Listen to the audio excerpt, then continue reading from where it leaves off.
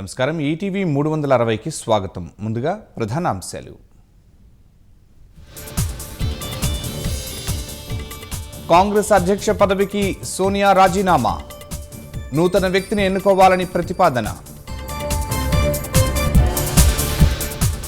సీనియర్ల లేఖపై రాహుల్ ఘాటు స్పందన, భాజపాతో కుమ్మక్కయ్యారని భావించాల్సి వస్తుందని వ్యాఖ్య. పార్టీని పూర్తి స్థాయిలో ప్రక్షాళన చేయాలన్న నేతలు, అప్పుడే పూర్వ వైభవం సాధ్యమని పునరుద్ఘాటన. అంతరాష్ట్ర బస్సు సర్వీసులపై ఏపీ తెలంగాణ చర్చలు, ఒప్పందం రూపకల్పనపై సమాలోచనలు. దేశంలో కరోనా నుంచి కోలుకున్న 23 లక్షల మంది, 75% దాటిన రికవరీ రేటు.